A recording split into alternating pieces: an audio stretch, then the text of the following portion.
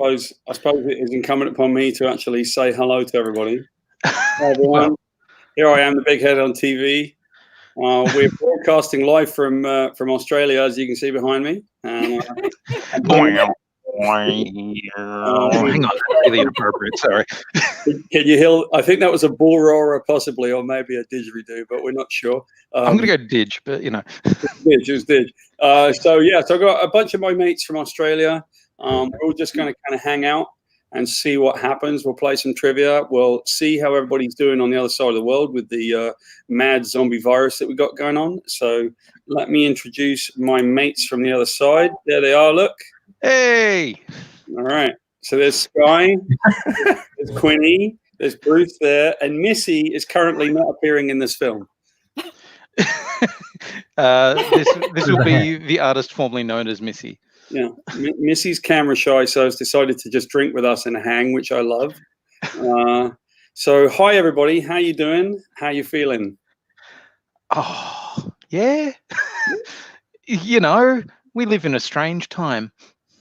Yes, we do live in a strange time. And I was just explaining to Sky off camera that a few years ago, my wife and I went to a Chinese restaurant and I got a fortune cookie that said, "May you live in interesting times." And I went, "That's a fucking curse."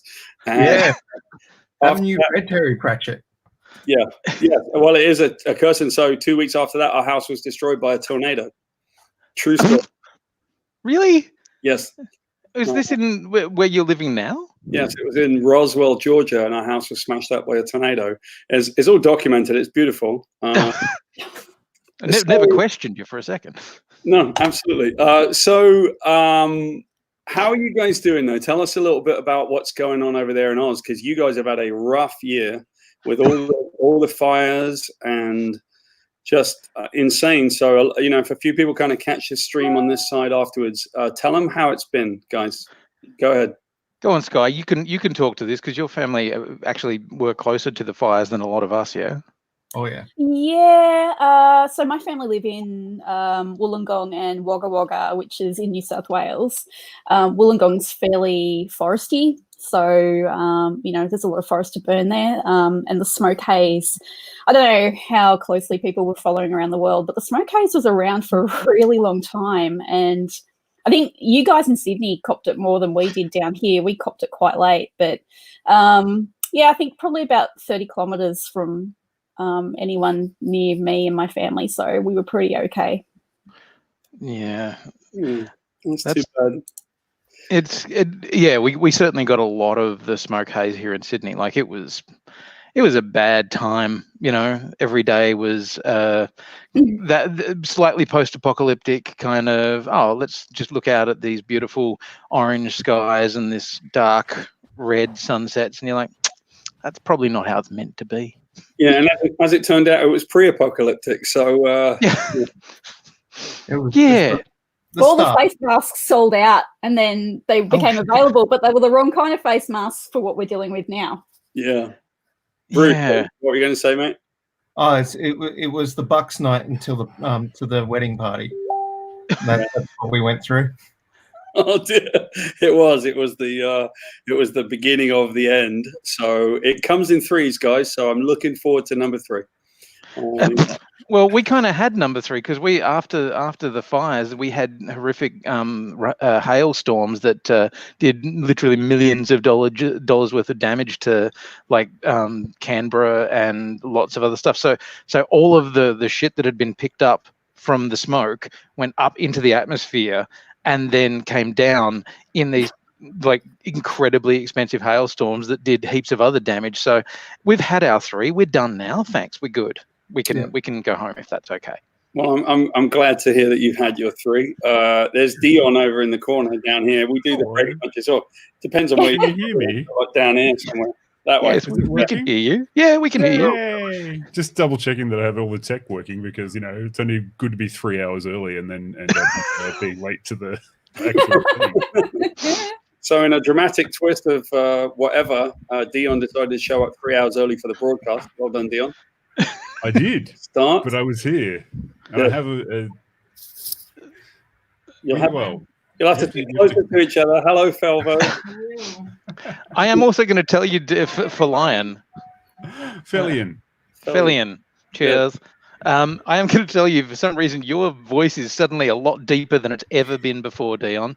I was going to say. That's good. Well, that's you sound a little bit like you're ready to go on radio. Oh, it's because I've got a good mic setup. No, it's deeper than it's ever sounded, Dion. Like it's not real. Say hi, Fel. Fel's in the background there. Okay, we're getting our computer. We're getting our range. There you go. We're all drinking together across the world. I got a little fireball for us. Delicious.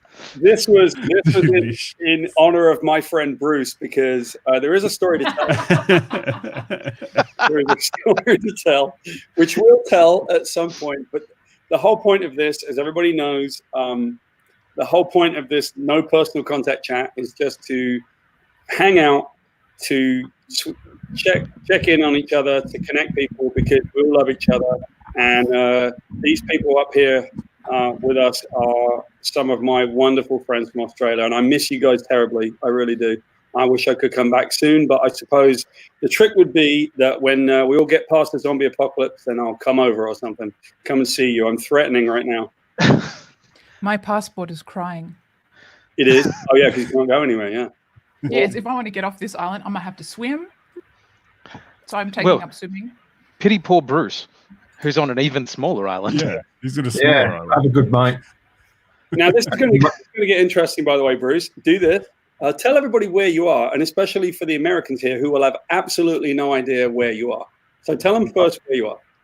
I'm in a city called Launceston, which is in the northern area or part of Tasmania, which is the island below the main island you know as Australia.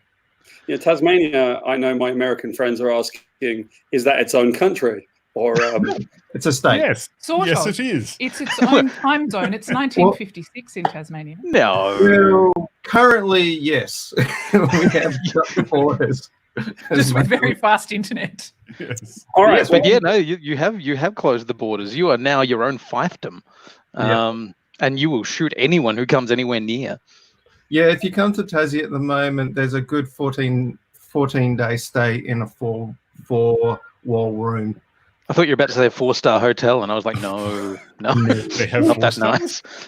There's no 4-star hotel in Tassie, right? There's no 4-star hotel. All right, let's do this then. I wanted to introduce everybody, or allow you to introduce yourselves, because I've managed to set up all of this crazy stuff, and I'm going to do my usual thing of trying to navigate the internet and trying to navigate the tech. Here we go. I'm going to show you guys. Oh dear! I remember that night. You remember this night? I don't. Now the question is whether Missy will actually join us, or is there going to be like this disembodied kind of voice? Missy, are you there? Yes, you are. Yay! Tell us about this this photo there, Missy. No. Oh no, we don't have audio. No audio. Got no audio. Mime. Sign language. The photo. Interpretive dance. Interpretive Okay. dance. I think those are gang signs. Yeah, sorry. My apologies to both the Bloods and the Crips. Okay, so what did Missy say? Anybody know what she said? When was this photo taken? Well, I speak fluent Missy, and until we have Missy's audio, what I can tell you is that it's her very dear friends, Melanie and Jen, who she loves very much and who she doesn't often see because one lives overseas and one lives far away. So I know that picture is going to make her super happy. All right, well, we like that. These are super happy pictures. And then here's a picture of Lil Missy. Is that Missy? That's Missy. Oh, my goodness. Cowgirl Missy. Cowgirl Missy. And I'm not sure, is that the hat? Look at that buffalo girl. It is a buffalo girl going around the outside right there. Around the outside? Around the outside. Let's move on a little bit. Let's see who we've got next. Well, this is a happy photo. Aww. Tell us about this happy photo, Dion. That's my happy photo that is of my dearly departed grandmother on her 90th birthday who was very game because we bought her a lion onesie because the football team that she supported were the Brisbane Lions. Brisbane. And yeah, Brisbane in Queensland. That's where she supported that one. AFL, not football. Yes, Queensland. It was named after Grandma. Yeah. But Grandma, it was really hot. Like, it was a really hot day, but she very gamely just pulled it out and we got it as a gag and she just put it on and then continued to wear it, rocking out, having a great time. So it makes me very happy to see that. It really does make me very happy to see that one as well. Now, I've got to preface this by saying that the first time I met Dion in Australia, I'll be honest with you, I almost punched his face in. Oh, wow. And the reason why is because I got introduced to him and I was like, if one more person comes up to me cosplaying as fucking Jack Sparrow, I'm going to punch their face in. And then I turned up. Here comes Dion. And I'm like, okay, I'm ready to go. And then they said, no, that's a natural look. Well, I wear significantly less bandanas now. Yeah, I think he ruined it for me. Not nearly enough guy liner. Yeah, but the eyeliner still, right? Here's the little Dion attacking his sister sitting on the bog. So, well, what's that all about? Yeah, I went through my computer yesterday and tried to find a picture of myself that wasn't the earliest I could find was 2006. So I had to resort to finding my sister's Facebook and seeing what photos of me is on there. And of course, there's one here where I'm hugging her while she's taking a shit. So she's going to be real happy. A, she's shitting with her pants on, and B, are you trying to roll her for a toilet roll there? I was going to say, I am wearing Deodoras. It's very. This is also before we all knew the value of toilet paper. So this was just you being a dick, wasn't it? Yeah, true. I'd like you also to note my off-brand Adidas tracksuit pants because I couldn't afford real Adidas ones. It's just some weird brand. Beautiful. Fel, here's favorite photos and/or photos that you love. Tell us about this one. That was the first time I ever saw the pyramids. I'm very lucky to have been there more than once. And I was on a bit of a jaunt. This is a bit of a story. Are you up for the kind of background to this picture? We have to tell the stories, I'm afraid. It's an obligatory. Go for it. Okay. Why we're here. So somebody who shall remain nameless broke my heart. And I decided that the cure for a broken heart would be that I should run away and live in Benghazi as a consultant to their tourist industry in 2006, which I did with my dear friend Esther. And we were there for some months and were asked to extend our stay, having delivered a white paper on tourism to the local government ministry in Tobruk, which people who are followers of war history will probably know. It's a beautiful city on the Mediterranean. Oh, that's me. They don't want me. And I split to visit my parents who were in Europe. And on my way back, I flew out of Paris on Lufthansa and got to Frankfurt, and they said, we don't have any flights to Alexandria until for a couple of days. You'd need to stay in Frankfurt to pick up this flight. And I had stayed in Frankfurt before, and my apologies, people of Frankfurt, but I'd rather get on any plane to anywhere than spend another night in Frankfurt. So I said to the guy, it's such a good sausage. Counter, I'm a vegetarian and I don't drink beer.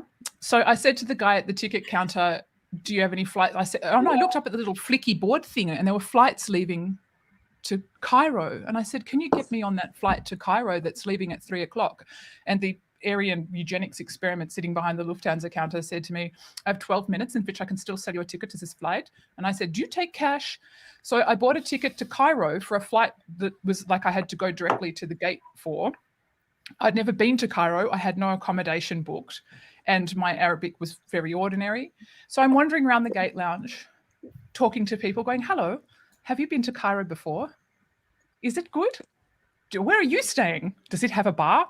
And I eventually landed on a woman who was a human rights lawyer, just my kind of person. And she had a copy of Lonely Planet. And she'd been there before. She said, there's a place that you might like downtown called the Hotel Windsor.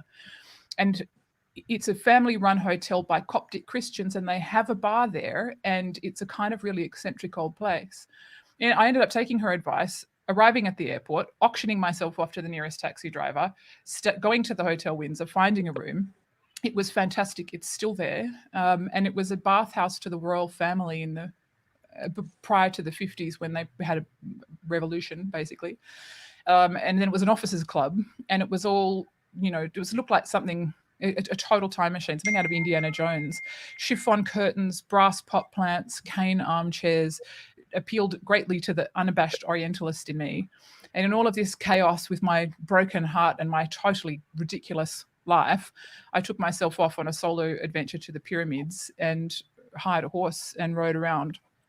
And that was that day. It was quite a time. Beautiful. We kind of lost a person, gained a person. So Missy's sort of hanging out with us, which is great. And we got Tom Taylor just showed up, like sort of fashionably late. Of course he did. Hello, mate. He made a defense only woke up at 2:30. Is that a good defense? It's not a great defense. Anyway, hi. That's all right. You can do that if you want, It'll hold up in court. It'll hold up in court. You've got Iron Man coffee.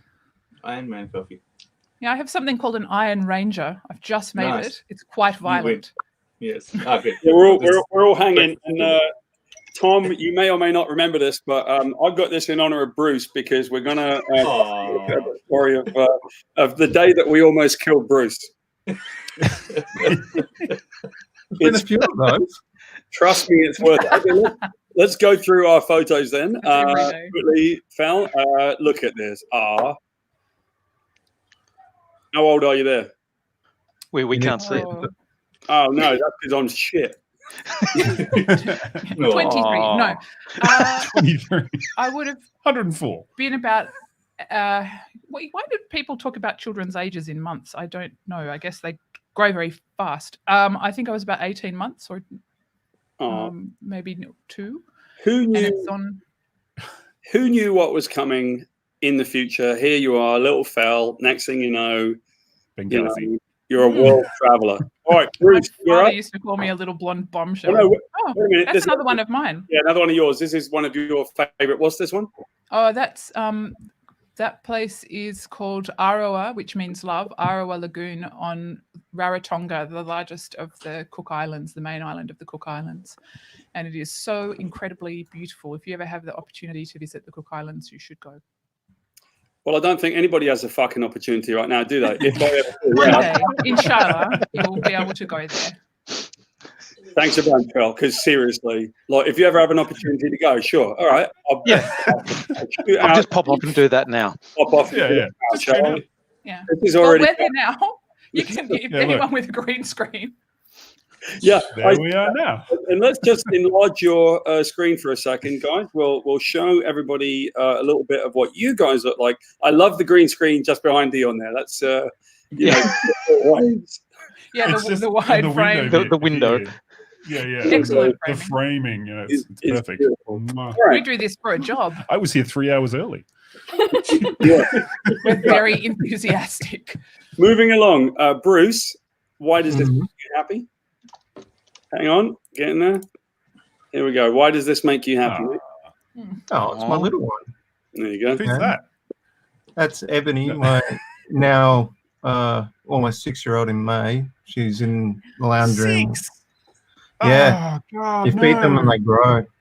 No. And that's I can't remember, sometime last year, sort of at a friend's, like another child friend of hers birthday party at the Don River Railway, which is a vintage steam railway museum where they actually run it down from Don to the beach, basically, and you get out and you go for a walk and do stuff on the beach for an hour, and then they come back and pick you up. But it's touristy and stuff, but it's a cool memory. She looks so pensive, like she's very thoughtful. Yeah, but she's in a Wonder Woman outfit and checking out the scenery and not jumping on me. All right. And so here's little Bruce, right? Look at this. No. Oh, the blonde. Here lies the funny thing on this is back here somewhere on the shelf. I know on my 40th, my mum gave me a massive book, and it's literally a collage of all the old 35mm photos she's cut and stuck I know, it's like 50, 60 pages of collage of from birth through to like when I moved out of home, basically. And it's just like, oh, you want an old photo of me? Oh, that'll do. There you go, Paul. Well, it's very nice. I love it. Let's get to happiness for Sky here, right? Hold that thought, Bruce. We'll come back to you in a minute, mate. You're targeted right now. All right, Sky. Why is this the happiness, Sky? So this was taken earlier this year in Healesville, and this is around the time of the bushfires, but this part of Victoria hadn't been touched. And it's kind of in the mountainous area, so it's rainforesty. And I was born in Wollongong, where it's very rainforesty. So it just takes me back. It's like kind of my heartland, I guess. I'm always at home or at ease in this type of environment, really. It's just beautiful. Like I've got a video of the water just trickling down. It's just so serene. It is gorgeous, absolutely gorgeous. And here's you as a little. Look, what is going on there? So that is my cat Puss, one of my first childhood animals. She was not very affectionate at all, but she lived to the grand old age of 14. Bless her.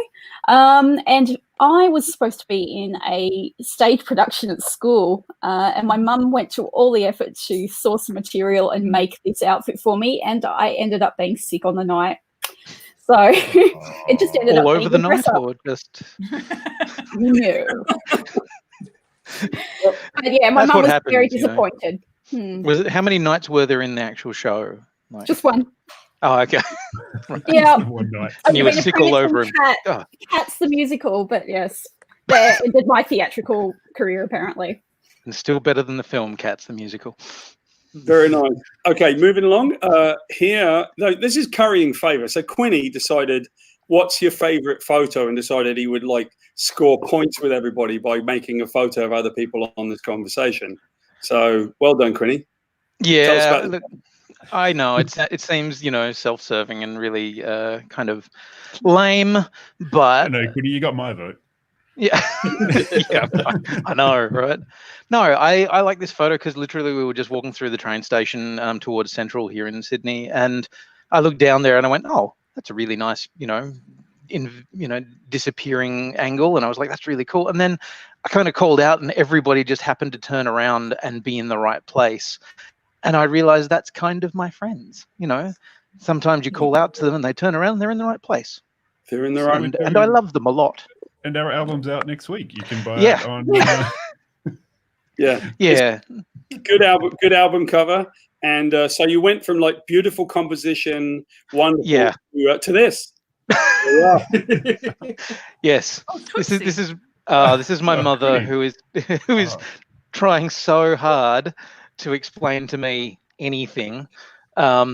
My mum was a teacher, and I'm pretty sure that at this point in time she was probably going to say, now Davey, this is numbers, and I'm like, cool, what's that over there? Again, with the blonde hair. What is it with the blonde hair on all of you guys? Like, yeah, I mean, Bruce's just went to his chin, but where did yours go, Quinny? Away. Well, yes, and yes, Missy is commenting from the sidelines going, Davey, and yes, I was known as Davey for all of my childhood, and am still known to my niece and nephew and most of my family as Uncle Davey. So if anyone calls me that, sorry? I forget that you have a first name. People I know, right? David, and I'm like, who? Yeah. All right, Chad, we get it. Oh, don't you even start, Coco. All right. Also, Missy is desperately trying to get back in, but for some reason it won't let her back in. Oh, okay, you're on it. Cool. I'm on the technical challenge. So Tom arrived fashionably late. Yeah. Also, amongst the things that Tom did completely wrong was not send me a photo of that he loves. You want one? Of himself as a kid. Yeah. No, don't worry about it, Tom. It's okay. We've got it. I've actually got a picture. There you go. Oh, no. Down a bit. There you go. Lovely. And, I do just believe use the actual one. Tom, I do believe I've got a picture that probably is one of the most. There you go. There's look at that. Right? Long hair. And blonde hair again. Again, More what is corn. And That's I had a Australia's chin. children of the corn. I like it. And Tom, here's probably one of the greatest moments of your life. Oh yes. You know what's amazing? I was literally How just young going you through my both were? phone trying to find that exact same photo. That is, so tell everybody about that, Tom. Tell everyone about the madness going on in this thing. I believe that was about the first time I'd ever met a guy called Paul Jenkins. And I was like, we should get a photo. And you were like, let's not do a boring photo. So instead we did this. That's right. And it was beautiful. And that sort of that set the template for our relationship, I feel. It Because did. the next time I saw you, we were, eating pigeon. That's right. Yeah. I was wondering whether he was going to come up. Yeah, and trying to get Colin. police to join us in that. It's going to come up. So let me tell everybody a little bit about why I love you guys so much. I also feel like, Tom, you buried the lead on that a little bit, because am I right in thinking that picture came after you were a luck dragon? Yes. Oh, maybe. Yeah. Because But there is but another that picture photo. was actually Jenkins' idea. Oh, really? Yeah. That was my idea. Yeah, I said just let's do something fun instead of just doing the same old, same old. So Because there is Yeah. another Does anyone photo here of not Tom find- almost exactly the same, except he's being ridden by the guy who played Atreyu in the Neverending Story, and Tom True. is the luck dragon Falcor. nice. Well, I was about to say that I miss you guys terribly, and this is sort of like a little bit of what got us to know each other. I came over and I came to a couple of the supernovas, and you guys all over there. Here's a picture of us. I have no idea what we've done except presumably drink. Right? There's We definitely drunk. usually alcohol involved, and Perth. I found a few of these. So Tom, this is Yeah. a blast from the past right here. There's our Remember that? Hello, Colin, Colin. wasn't it? Oh, It tasted So- like asphalt. What- He did. no, wasn't this named after Colin Wilson? Yes. For some reason? Yes. He wasn't- because Colin Wilson couldn't be there that night. So, I'll tell you the story from my perspective, and you guys can add on. We went to a Chinese restaurant, and I really wanted to try and eat like Australian food. I wasn't sure if it would be like kangaroos and stuff. So I was sort of like, "Can I get kangaroo fried rice?" And they said no, but they did give me pigeon fried rice or something. Right? No, they brought me a pigeon. Very Australian food. Look at that little guy, right? So we called him. It was just deep fried. We took him everywhere with us. He was around for 4 days, and in the end, on day 4, Felicity just said, "Like, you're not keeping him anymore," because he was rank, and so she booted him. Colin got the boot. Yeah. He attracted a lot of flies to the green room. I remember the flies Yes. literally around him in the green room of the con. It was amazing. Can I add to this? Yeah. I was Sure. actually sitting next to Paul at dinner that on Oh. your- but Oh, I no. had been Can't- sitting there. Go again, Phil. We you're lost back. you. Oh, hello. I had been sitting on Paul's left, despite the fact that I'm not sitting there in the picture. That's Missy with the red hat in the picture. And Paul went through the menu, and I admire you to this day because you're that adventurous person that looks at things in the menu at a Chinese restaurant and orders the things that don't sound like food, like Right. pig's trotters with jellyfish That's right. or pigeon. And I'm like, they've caught that out the back on the back of the air conditioner, don't you? Like, this is a pigeon. But away he went, and I thought that was terrific. And we had little post-it notes, and that's what he's wearing as a hat to write down what we had, because it was a big table. We were splitting the bill, so someone, possibly me, made that hat. That's right. I don't remember who the cigarette came from, but the next thing, and his head was on a toothpick, which is how it was balanced in that beer. There he is. The next thing that happened was we took Colin outside. We put him down in front of a busker. The busker played him some music, and we threw coins into the busker guitar case. Yeah. It could have been. Was that the same tour where we had the room party with Jeff Martin from the Tea Party? No. That was a different No, tour. maybe. I forgot he had arms. That was the thing, yeah, little bits, and they were also on toothpicks. Can you see them holding it up there? And so that's the toothpicks for the cigarettes. I can hold it. Tom and Paul brought him into the aquarium apparently, but brought him into the convention, and that's him sitting there in the green room. And at this stage, I don't know if you can see, but the grease from Colin started to creep. What's that called? Capillary action. Creep up the cigarette until the cigarette started to go completely transparent.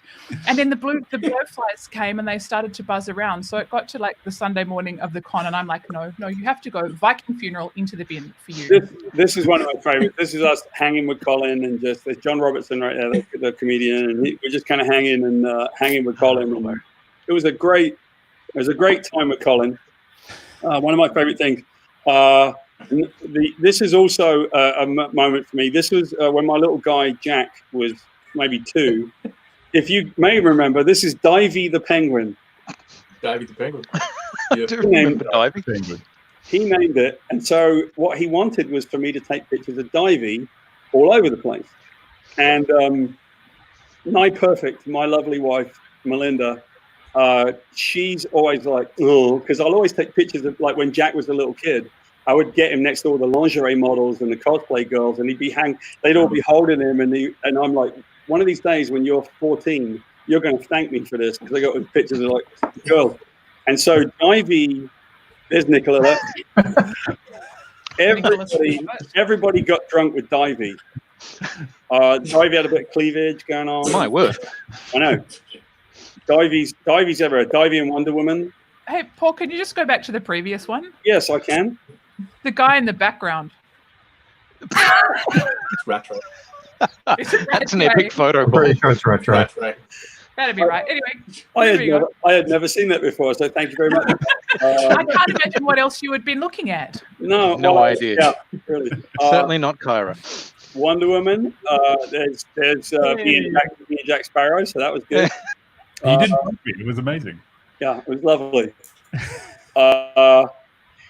And then a couple one fell. I love this picture of you. That was on a boat trip. Always a fun time. This is just kind of. We were going down to some koala bear thing or something. I can't remember what it was. The Miramar boat cruise on the Brisbane River up to Lone Pine Koala Sanctuary, both of whom were very good to the Supernova guests for many years. Yeah, that was really nice. And actually, Nigh Perfect was on that part of the trip. That was the one time that she got to come for 3 days, and then she had to go back, which I've also done, come in for one of the shows and then come back to LA to direct something. So it is a grueling trip. Here's Tom, do you remember this one? Because I actually really remember this. Look at that. It looked like it was taken yesterday. Look at it's like you got the same hat on, man. The same shirt. What is going on? I know what it is. Do you know? Yeah, someone is showing something on a phone. And it's a funny video, and we're all cracking up, but it was a perfectly timed photo. That's back when phones were tiny enough to fit in your hand. Yes. Now like giant things. Yeah, either that or it was Pornhub, Tom. I'm not sure which. Fair enough. Yeah, it's just Divey's further adventures. Looking on your we've seen this one. So I realized, of course, every time that I do one of these, I forgot to do my photos.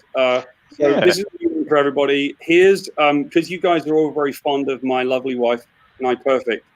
There's a story behind this. It doesn't need to be. It speaks for itself. No. It does speak for itself. I will admit. But the story is that she used to insist that we do a Christmas photo, and I'm like, I'm a punk. I'm not doing a fucking Christmas photo. So we finally came to an arrangement.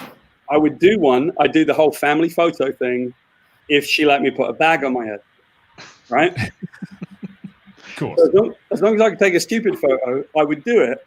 And what cracks me up is she said, I hate that photo. And when I asked her, why do you hate the photo? She said, because I don't look very good in it. Like she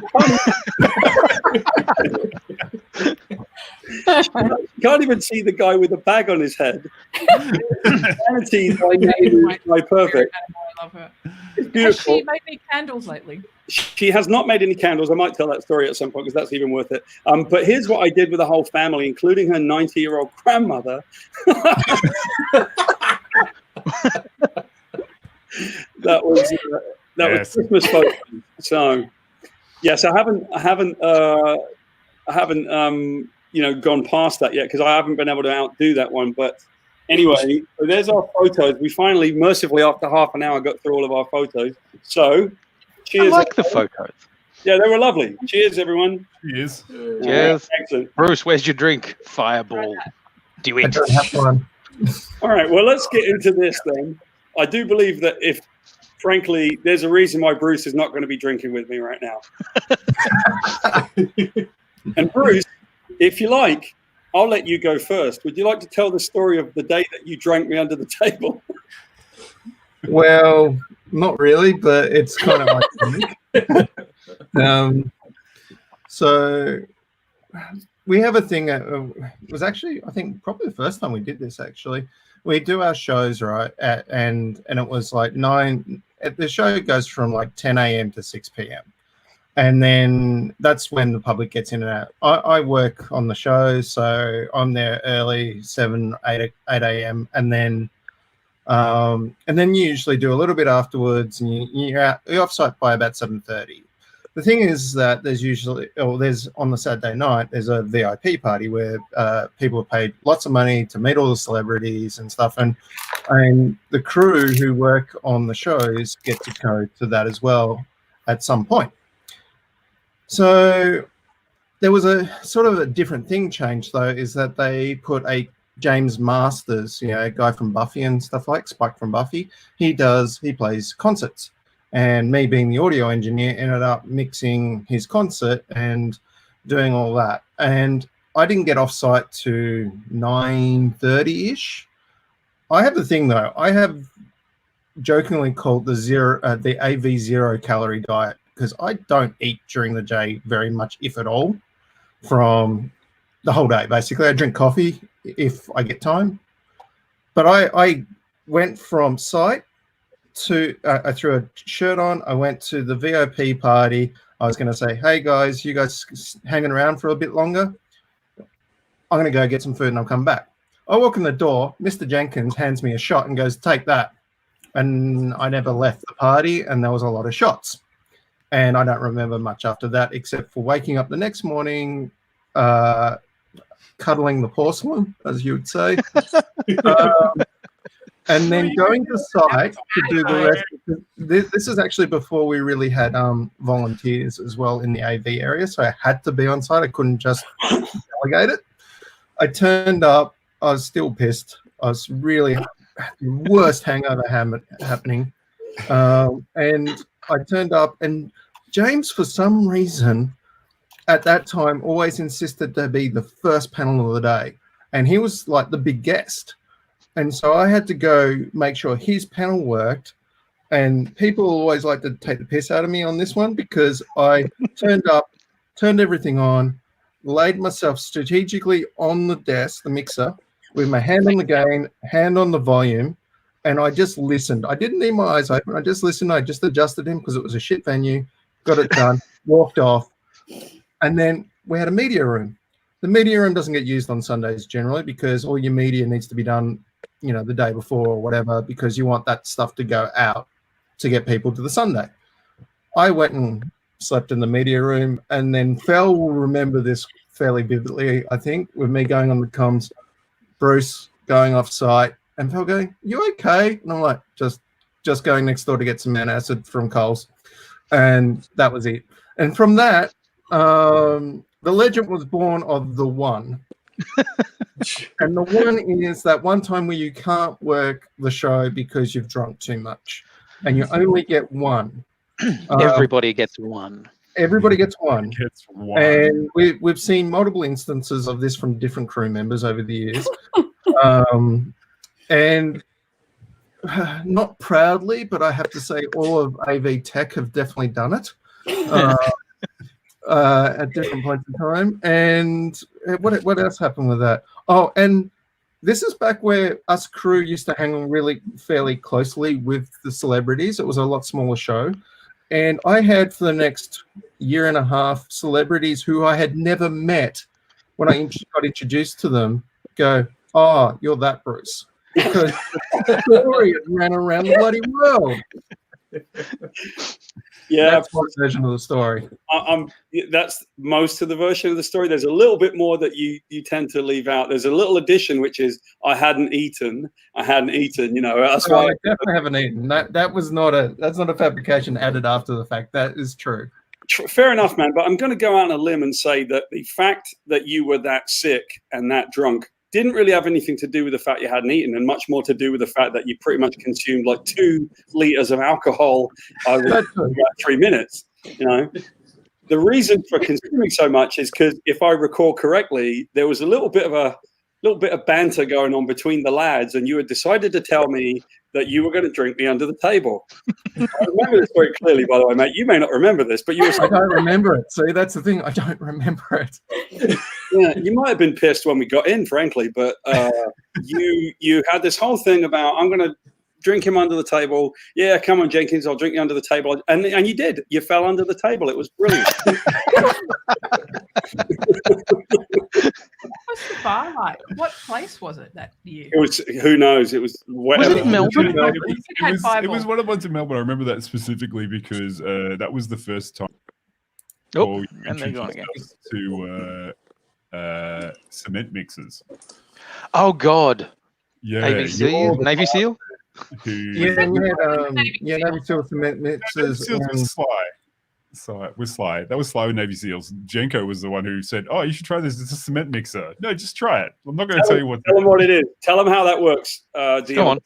They're rancid. It's like if you put orange juice in milk and it. What's that? No, Dion, tell us how do you have a cement mixer?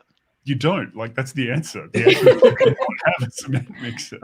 But if you're going to do it, you get in a shot glass a bit of Baileys, about 3/4 of Baileys, and then on the top of it you put just straight lime cordial, so it creates the separated layer. And then you take it, you do the shot, you don't drink it straight away, you hold it in your mouth, and then you shake your head backwards and forwards, and then you must swallow while someone looks at you, specifically Paul Jenkins. Looks at you and goes, swallow it. I feel like as a drinker, I'm like a Korean man, right? Like all of Korean food is based on a dare, and all of British drinking is based on a dare. So yes, absolutely. I gave you a cement mixer, and you get the Baileys and the lime, and you just go like that. Now it curdles, and you can't swallow it. And I remember your face to this day. You just went like, "This is the worst thing that anyone's ever." Because you don't know what to do. Do you spit it out? No. Spit it out. You just have to swallow. You have to grit your teeth. You have to swallow. You have to British swallow. Try. Absolutely. And Sky, I see you sitting over there. Were you out on any of these jaunts with us? Because I vaguely remember some of it. Most of it I was kind of drunk for, but yeah. Yeah, I think I kind of was working my way up the ranks in Supernova, and everyone was becoming a little bit more closer at that time. So between weekend jaunts, I would go back home and do my day job. So unfortunately, sometimes I did miss out on some of the fun stuff because I was held back at the show, bumping in or out. But I do clearly remember Colin. So Colin. yeah, there's little bits and pieces that are coming back to me. So yeah, I'm keen to hear other people's stories, because there's those little things that you kind of forget about, and then you go, oh yeah, there were some fun times. Well, they were fun times. Everything you just said, Sky, because I couldn't hear a word over the noise of your Carrie Bradshaw shoe rack in the background. Yeah, it's pretty impressive. Look at that. That is Oh amazing. my God. There we go. Oh, Thank you, Carrie Jesus. Bradshaw. That's very beautiful. Wow. That's not even all of them either. I've got about 120 pairs at the moment. And they're gorgeous.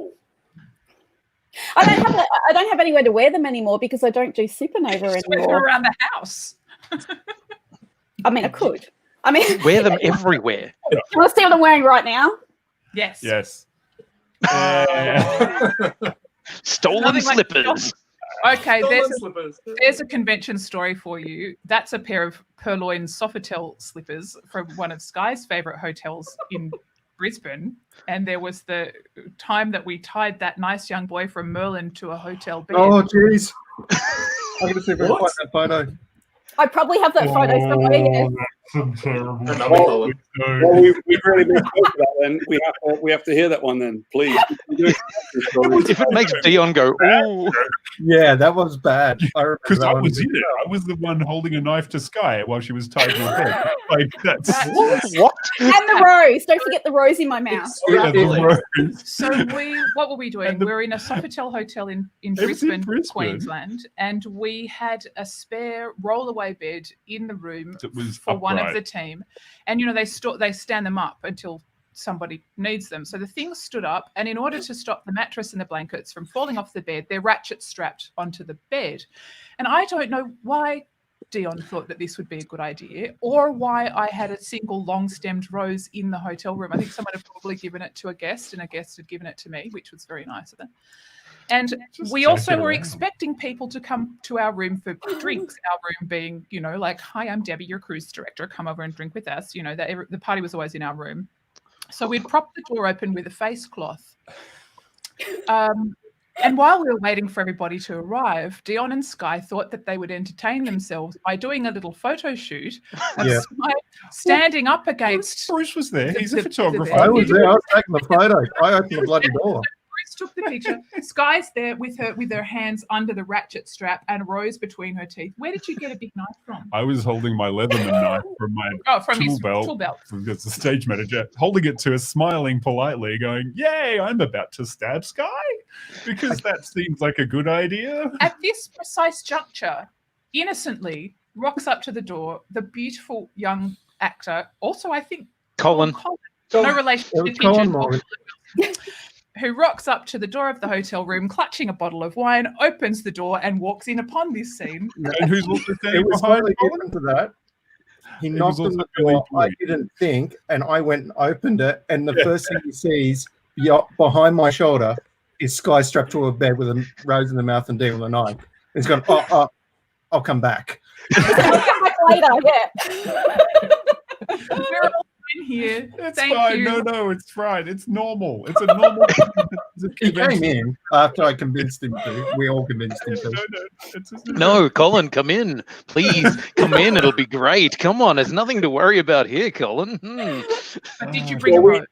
We did this the other day, but I certainly think that this group of people can add to this. The other day I was telling convention stories, and usually they revolve around the madness that happens to me, because I'm like a lightning rod for this shit. If I'm around at a convention, something's going to explode or go badly, right? Possibly you. Usually me. Tom. Yes. I would imagine now you've been to enough conventions and sort of like had a bunch of madness happening. Have you got like at least one crazy convention experience from the last 10 years or so that's worth just killing us with? I'm sure you have. Man. I wasn't prepared. You weren't prepared, yeah. Throw out. We'll come back to you, because I'm pretty sure that the supernova or former supernova people all have like mad, insane stories. Queenie, you got one? Most of mine tend to happen either on stage and you kind of like, oh, that's a thing that happened. I just, did a butt dance with that guy from American Gods, or, trying to, but honestly, most of them, I kind of have to ask the question, is it a wise idea that I tell you about it? That's I had 6 of those. I'm like, no, yeah. can't tell that. To the participants. Yeah. No, they're usually, I mean, there are an awful lot of stories that involve getting really messily drunk, and then, spilling out into the city of wherever you happen to be, and, probably doing things that you're not meant to do, like stealing things. But I wouldn't know anything about that. In terms of like, there are many nights. Sorry? Nothing, just thought of one. Anyway. It involves all of you. It implicates all of us. Yeah. Good. Anyway. Good. I'm intrigued. On honestly, I'm actually struggling because I do remember once we were in the Hilton Hotel in Brisbane, and we decided that this is back when. So you're all into podcasting now. Back in the day, back in 2005, 2006, when you actually had to explain what a podcast was. It's a radio on the internet. We were doing a podcast, and we decided, well, we're going to record the podcast in my hotel room because I had somehow managed to get a full double hotel room to myself in this lovely hotel. Oh, yeah. I think we got 40 people. 45 from count. Right. So 45 people in the one room gathered a sweat and peopleness, and it started to drip down onto us in that room. And it was disgusting. And eventually the security guards came and knocked on the door and said, "What the fuck are you doing?" And we're like, "Nothing, just why? There's only 45 people. Okay, everybody go, get out. But honestly, the rest of them, I mean, are ones that I kind of look at and I think, I'm not sure I can tell that story. Well, I'm going to handball on to Tom, who now has remembered one. Tom's remembered one. So, Tom, you got to give us this one. And I saw that I literally was watching. I happened to be watching your screen at the time, and the moment that you remembered the one you could tell, your face suddenly went, "Oh, that's so." Well, I think I can tell it. Phil's already looking worried, so that tells me it's a great one. So I should say too. I don't know if you can hear, but there's a thunderstorm here, so the dog is freaking out, and that's why she's sitting on me. So there was this one night, it got to the end of one of our after parties. Everyone was already fairly messy. That's the joy of free alcohol. And I was told that the next thing we were going to do is we were going to go to a burlesque place. I think Fel even mentioned there was some sort of cosplay aspect to the burlesque or something. This is what I was told. Always. Anyway, sorry, do you remember this? I think I do. It wasn't a burlesque place, but I swear, at some stage at the party, this is what it was supposed to be. And so we trekked out through Brisbane streets, and we came to the burlesque place, which was just the single most rancid strip club I've ever been to. And it was messy, and everybody was there, and everyone was various stages of uncomfortable or just drunk and happy. But I remember the most wonderful moment of that was when we all stood at the bar and did a giant cheers to Supernova really loudly in the midst of this bar. With Phil just going, "No!" Yeah, it is. Yeah. It's great. To Supernova! No. Wonderful. Yeah. I was at. That is why I have not a single nerve left. Goodbye. Yeah, that's right. Like poor Felicity, her face is just like falling right now. She has these horror stories. Oh shit, that's not my problem anymore. I do remember the first time I was at one of these conventions and somebody said, "Oh, do you want to go to a strip club?" And me being the innocent, pure child that I was like, "Oh, I don't know about that." But then the person asking me was an author who was like, "I actually need to do some research for a book that I'm writing. So who wants to come to a strip club with me?" And I'm like, "Well, if it's for research, yes, I'm sure I could probably manage that." That's great. Thanks, Marianne. Dion has evidence of the wholesome things we were all actually getting up to. What? Are you able to screen share your No. photo? Literally about to solve the technical issue of sharing this photo. I'm so proud of myself right now. Yeah, amazing. I mean, we don't just Sky will always have that photo. We will. Well, the one that you put in the chat, yes. In perpetuity on the internet, because, that's great. Yeah. I'm going to add it to my LinkedIn. By the way, your hair looks amazing in that photo, Sky. What was I, blonde? Yeah. Oh, top deck, yeah. Well, I've actually had my own thing. So, in America, having a British accent is probably about the same as having an Australian accent. Once you have the British accent, they let you do anything. And I've actually announced the strippers for 2 hours. We were in the one in North Carolina, whatever that one is. I can't remember.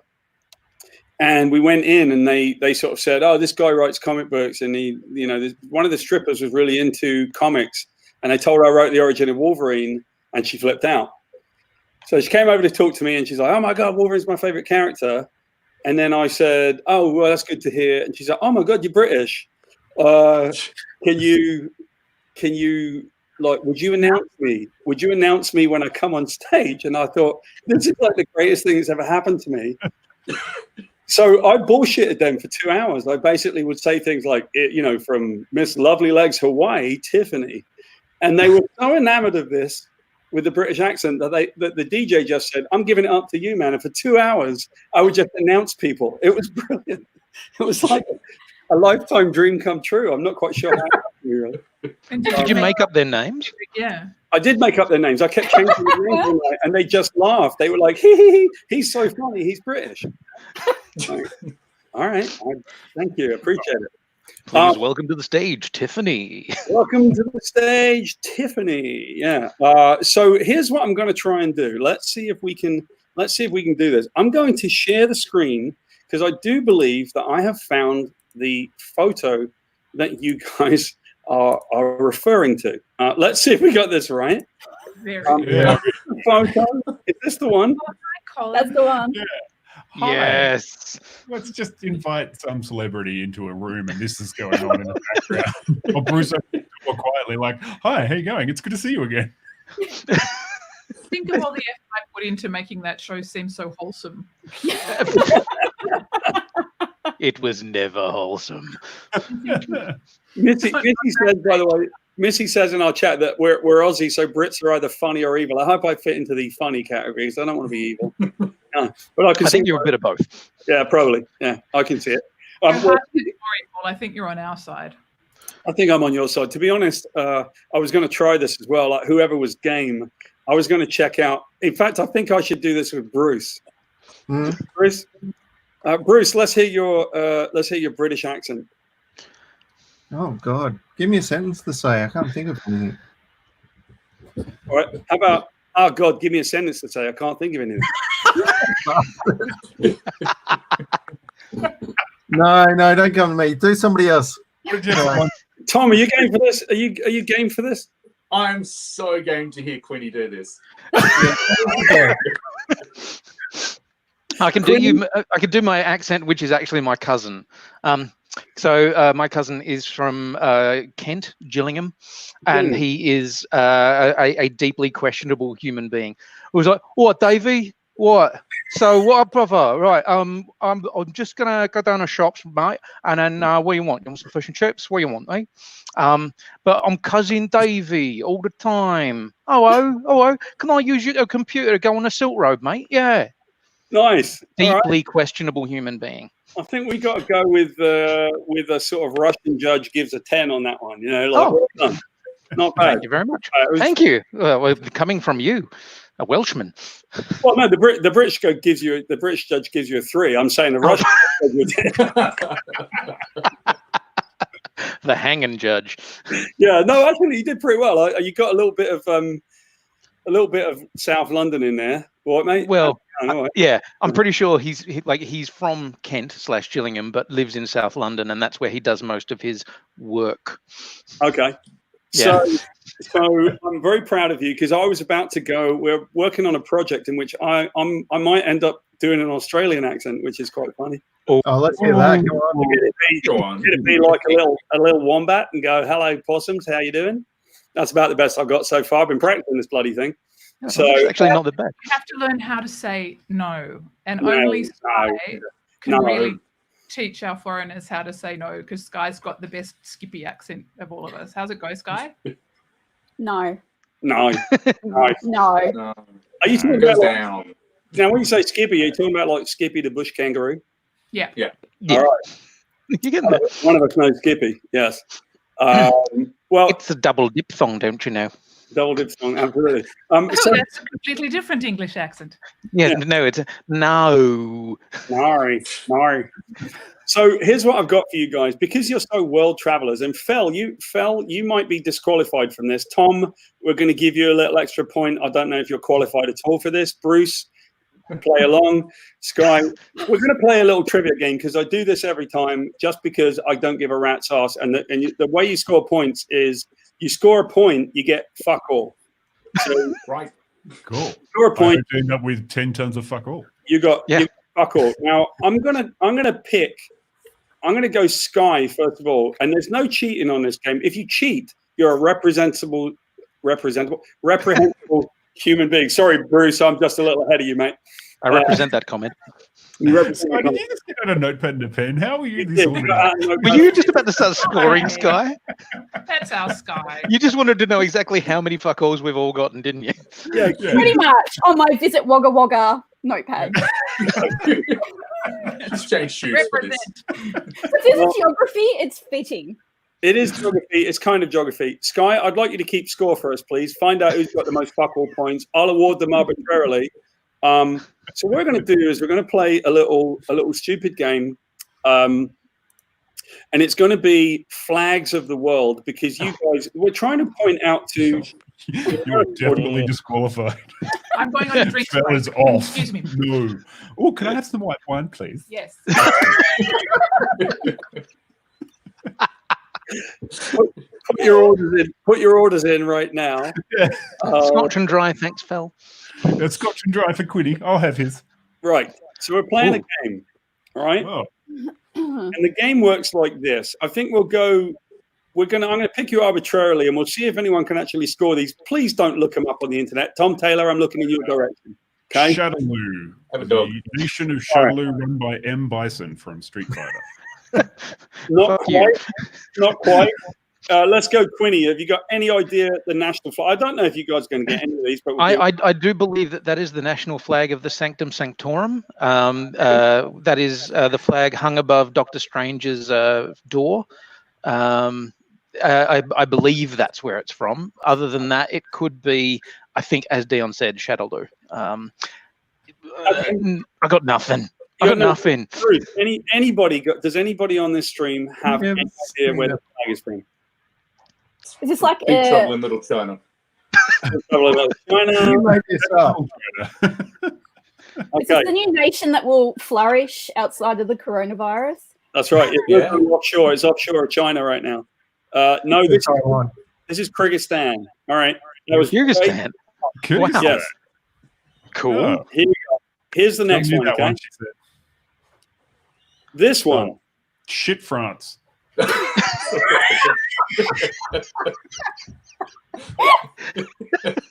Off-brand France. $2 store French. There we go. Right. What if it's sitting in the sun a lot and it's just bleached? The beautiful thing about that is, Sky, I'm now awarding him at least half a point of fuck all. If you think about this, when I tell you who this actually is, what country this is, it really is shit France. It's Belgium, isn't it? Luxembourg. It's Luxembourg. Who said that? Tom got. Tom gets a full point. Hang on, are we awarding points for not getting it, or awarding points for getting it? Well, they don't mean fuck all, so it really doesn't matter why. But, yeah. Shit, France was a really good clue for Luxembourg. Thanks. Shit France. Tom got a full fuck all. I've only got half a fuck all so far. So you've just got fuck. Yeah. All right, we're looking at this one. Oh God, how happy are you with this file preview? Very not happy. Not that happy. I'm not that happy, to be honest. All right, any idea? These are real countries. It's a country that has a river of shit running up the middle of it, though. Burkina Faso. It's like they gave it out to the kids to design the flag. You're in the right vicinity. Okay? In trouble. Let him have it. Correct continent. Anybody? This one's a bit hard, I think. One of the hundreds of countries in Africa. Kazakhstan. You got Africa right. It's in Africa. Too hard. It's Central African Republic. Everybody gets a fuck all point. Where was it? And I love that when I said that, Sky immediately went to go add up a point for everybody. Well done. This one is beautiful. Oh, obviously, Uzbekistan. Holy shit! You've got the Ho and the AK. Is that real? And the Congo. No, wait. Is it the Congo? This is a real flag of a country. Rwanda. Nope. Although good try. I pity the poor people who have to do that really detailed work on the form, on the actual printing. Zimbabwe. I love that. Well, Zimbabwe, these are all quite close. I love how the fact that it's not just like an AK-47, but it's got like a bayonet on the front of it as well. Yeah, right. Against the We price got spotter. stabby. I like it's a gun and a book and a reading light. This is the country that Comey founded himself, isn't it? Like James Comey, 2016 or whatever it was. James Comey is, I believe, the former head of the FBI. Burkina Faso. Yeah. Is it Burkina Faso? It is Mozambique, but you guys Mozambique. Oh. Really? So close. Mozambique. All right. We're getting a little funky now, right? Like this is a little bit like that would not be a nice place to be. This is a bit more relaxed right here. What's that? Wales. No, it's not Wales. Wales, is it? Cardiff. No, Wales has a big dragon. What's the tax haven in between Wales and it's just Isle of Man? I love how Fel goes and she knows. Is this a Manx flag? It is not a Manx flag. In fact, you got to go to the West Indies for this one. I'll give you a big clue right there. What? Jamaica. No, she went on her own. Queenie, you're disqualified. I'm sorry. Sky, name a nice, prominent country in the West Indies. Go on. Damn it, Phil. You know what? I actually wagged geography a lot in high school. So no. So I don't know. Okay, it's Bermuda. I thought you might get that one after all of those. Course. We'll have another go. There's another one in the same area. I like that Missy's response to that was it's a lion getting a head job. What's this one? Could this be Jamaica? No. That is definitely. It does scream, we have a bad bobsledding team. I would have thought they would be on the flag, Tom. Yeah, it's true. They're national treasures. Yeah. Well, that's what the stars represent. The bobsledding teams. 7 members of the bobsled team. All right, you guys are miles behind. I didn't think No. any of these, but we've at least got one right. So well done, Tom. That one's Dominican Republic. It's also the place where the expat. Oh. Wow. And this Okay. one, Space Force. Egypt. it's Space Force. Absolutely. It really is like Star Trek, isn't it? It's totally Star Trek. But it's not. It's a real thing. Wow. It's a real place. Wow. It's a continent. It's still in the West Indies, by the way. I'm like, everyone else has got a parrot or like a drink with a straw in it or something. And then this one is literally one of those islands. What's that place where they did Madagascar? There we go. That's not in the West Indies. Not The West Indies. You're not smart enough to live with me. Oh, wow. Wow. Jeez. I'm glad I could bring this forward. All right. Aruba, Jamaica, ooh, I want to take you to Bermuda, Bahama, come on, pretty mama, Key Largo, Montego. Baby, why don't we go We to the get a Kokomo? Kokomo. Where's the bit in the song where they say St. Lucia? Oh, Yeah, it's not That's Kokomo. Lucia. Oh, that's a Where- Wales. Oh, Welsh. All right. Welsh. Who said that first? Well done. Sorry. Tom. Tom's up on 2 points. What? I'm worried about the fact that it has a tail coming out of its mouth. That's Oh, from the tail. one it ate earlier. I see Drag Gork right there. Come on, man. if you pull the tail at each end, what happens? It turns inside out. It turns And into the like wings flap. You get a little paper crown and a joke. it goes like that. It just spins around. You get a love spoon. All right. God. Oh, Germany. Something German, Belgium. Yes. Austria. The Upper Hebrides. Mate, let me call a timeout for 1 second. The whole point of this was to prove that Americans generally don't know anything about geography and that Australians are all very worldly wise. This is not geography. This is knowing flags. There's no in flags. Why did you make it challenge geography? This is not. Theon did just say the Upper Hebrides, and I'd challenge anyone in America to have even heard of the Upper Hebrides, All right. or even the normal Hebrides. This Or is- the New Hebrides, which is what Vanuatu used to be called, but I'm not allowed to play. you are allowed to play, Fel. Come on, you help us look good, Phil. Why is that then? Is it the flag for Munich? Like the No, it's a country. Liechtenstein? Not Liechtenstein. It is somewhere in the vicinity of Greece. Come on. Ooh. Oh. Cyprus. No, it's Albania. Mm. Oh. Where Of course. Eliza Dushku's people are from. There you go. Oh yeah. All right. We'll get there eventually. This is cool. This one. I want this one. Chinese whales. Chinese Singapore. Chinese whales gets another half a point. You're killing it right now. Tell me when I'm allowed to Go. You can go. You're allowed to play. That's Bhutan.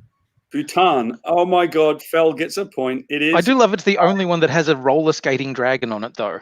Yeah. Like he's clearly roller skating. It's a coloring book. It's a coloring. Bhutan been to me. Color It whatever has. you want.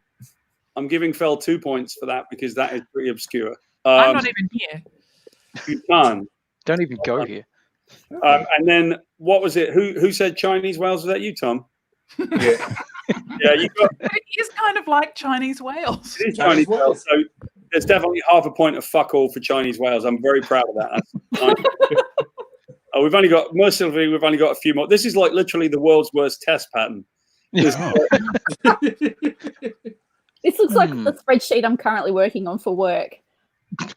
It's terrible, isn't it? I mean, I suppose one thing that we could say is if you give me another use for some of these flags, I think you'd score half a fuck all point. Is that a Neapolitan ice cream that's gone off? A bad Neapolitan. I feel like it's the national flag of Facebook. There you go. Oh, yes. Oh, no. Facebookistan. There we go. Facebook is starting one day.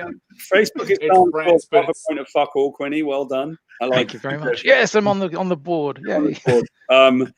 No, this is exported in CYMK. This is Estonian. Here's what I'm going to do with the next one. Why? I'm going to give you 5 options for the next one, and it's going to work its way down. All right. So I'm going to start with one person and randomly let you. And if you end up being last, you get it right. Okay. Here we go. This one right here. What was this one though? That was Estonia. One of the Eurovision. Here we go. Tiddly-dee. You've got Italy, Ireland. You've got Ivory Coast. You've got Turkmenistan. And you've got Egypt. Right, pick one. Ivory Coast. Cote d'Ivoire. Ireland. Ireland. Damn. I already took Ireland. Oh, fuck. Who said Can Ivory I have Coast? Turkmenistan? Cote d'Ivoire. I'd say Cote d'Ivoire, which is Ivory Coast, but Bruce got there first. Bruce got there first. I didn't actually tell you could go, Bruce, but fuck it. You got your Oh, I point. thought it was a race. Yeah. Wasn't a race. It's all about race these days, isn't it? Oh, Well, that's that one's Mexico, exciting. isn't it? Goal. that's not Mexico, but Oh, hang on. No, Mexico has the snake, doesn't it? you're in the vicinity. Okay. Colombia. Anybody? I know what it is. I think Go on. Go. it's Panama. No, it is not, but you are close. Ooh. Colombia. Ecuador. Who said Ecuador? Fucking Tom, what are you Jesus. doing to us? Look, Was it really Ecuador? Jesus. Ecuador it is. It's the condor, yeah? Fell was just sitting there going like, you people.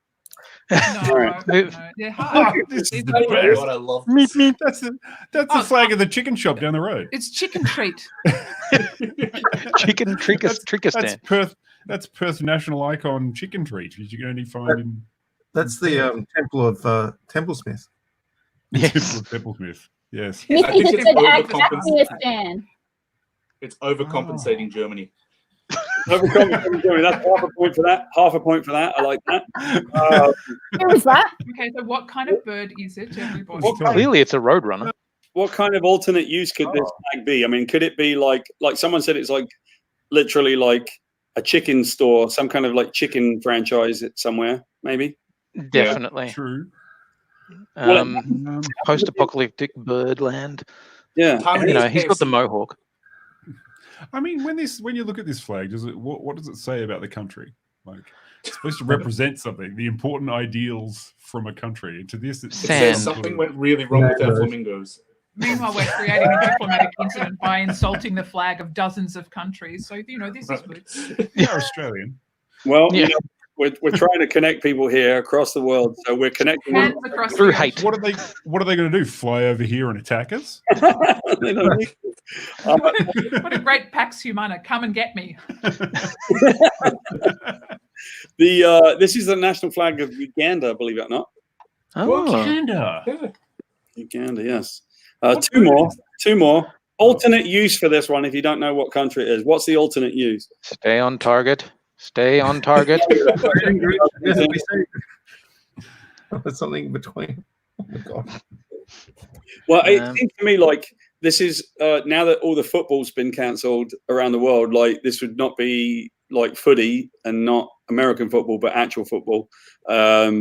This could be like the alternate for the 2021 World Cup because they cancelled the other one, right? So, Yeah. you know, it's probably like the hastily redrawn logo for next year's World Cup. But do we have any idea of which country this could be? Someone's actually mentioned it already. Really? Say what, Phil? Color blindness. Colorblind. Hey, hang on. I represent that comment. Can you see it without your glasses? All I can see is some shapes and some tones. This is kind of like a militarized version of Christmas. Yeah, it is. A paramilitary Christmas flag. Christmas is done. It is. I like the targeting one. So Quinny, I think you get half point of fuck all. Scott, have you given us anything yet? Have you had a little stab in the dark right there? Oh, we're getting close. All right. Here's the last. She's taking the scoring very seriously. She figured that meant she was it's taken out of the game. Sorry. That one was Burundi, which doesn't seem very What? fair. You might get this one. You might get this one. I'm pretty sure I went to high school with a bloke called Burundi. What's that one? Busy? It looks like some very royal keys Yeah. and some crowns. Very Denmark? hard to embroider. Kyrgyzstan. Denmark. Denmark's. It's got lots of Much crowns. simpler. Oh, sorry. Half of it is incredibly simplistic, and the other half is too ornate to live. Yeah. So, I think, did I say this? By the way, before we go any further, that's actually literally probably a description of this place. yeah, well, there we go.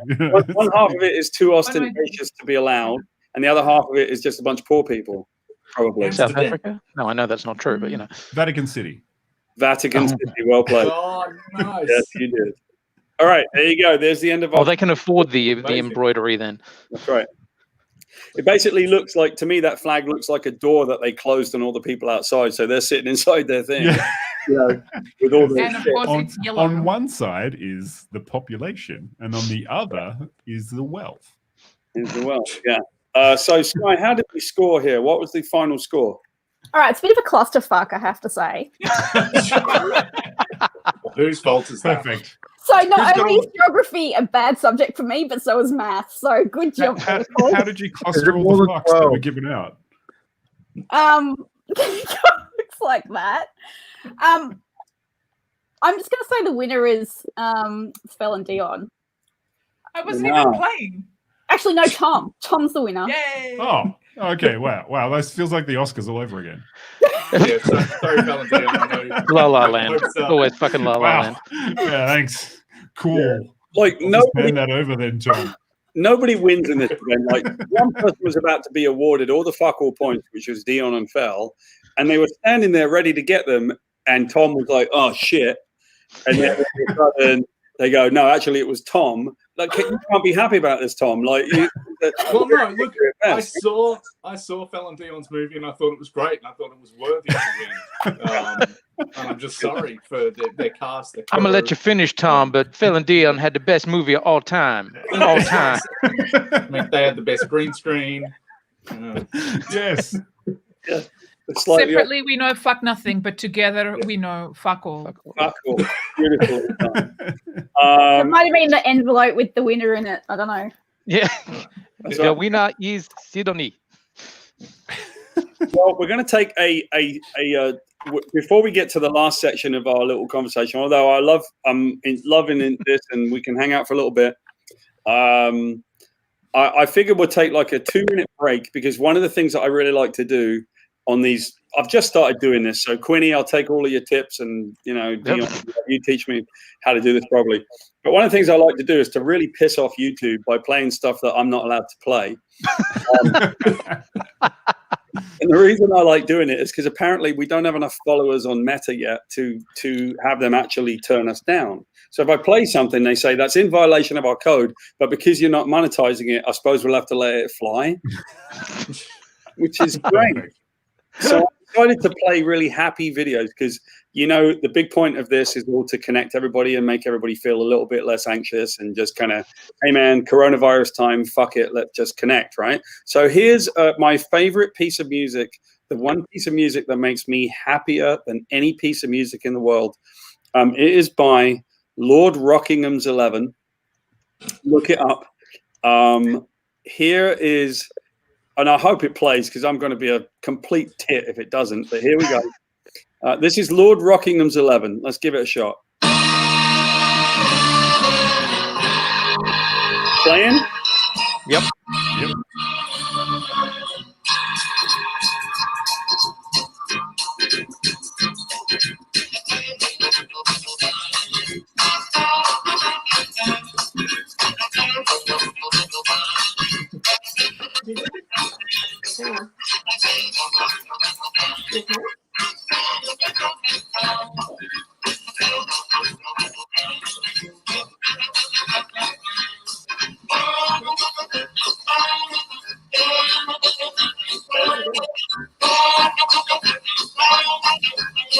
Good one.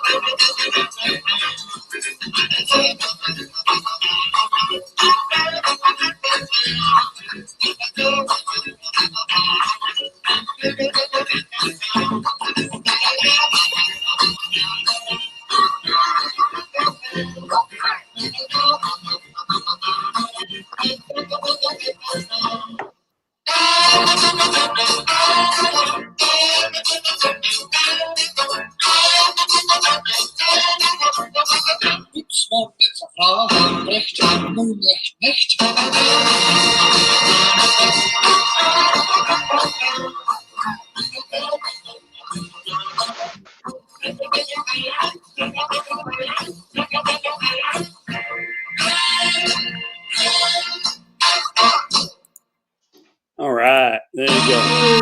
Oh, stop it.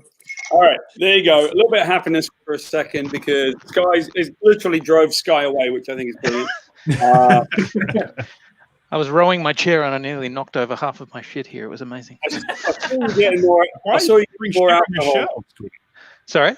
Why are you storing shit on your shelves? Well, I didn't have any toilet paper. Yeah, we ran out. I also needed a drink, so cheers. I saw you getting, cheers. Hey. Yes. Slangevar. Watch Welsh beers. Just leave the bottle. Yeah. There you go.